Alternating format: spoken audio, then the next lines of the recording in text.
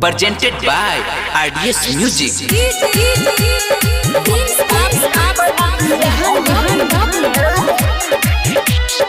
ले चलो किन के मिठाई रे मौलिया के अपना दियाई रे। ले चलो किन के मिठाई रे मौलिया के अपना दियाई रे। ससुरा जाई हमके भुलाई याद न आई पर छाई रे। ले चलो किन के मिठाई रे मौलिया के अपना दियाई रे। ले चलो किन के मिठाई रे मौलिया के अपना दियाई रे।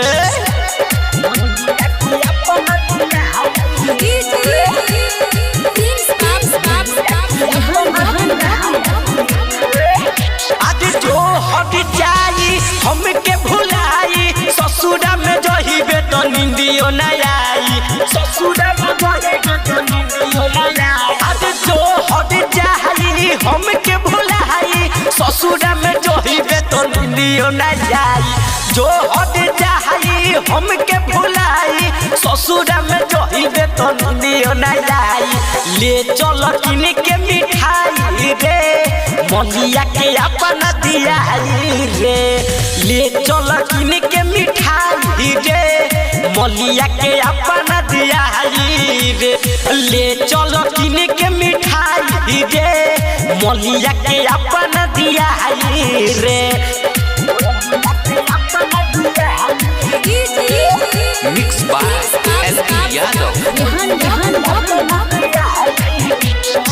अर्जुना डाइटर बाते कहेला साचे सुमन सोटिया के दिलावा के जाचे। सुमन सोटिया के दिलावा के जाचे। सुमित नितेश बाते कहेला साचे सुमन सोटिया के दिलावा के जाचे। एक पल में है भूल जाई रे ओए बिया हमसे बेवफाई रे।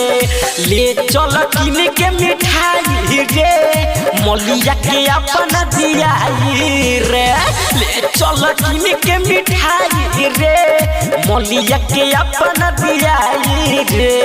ले चलो किन के मिठाई रे मौलिया के अपना दियाई रे। अरे दादा रे दादा कितना लॉलीपॉप खियौनी कितना चॉकलेट खियौनी तो वो छोड़ के चल गइल कोचड़ी।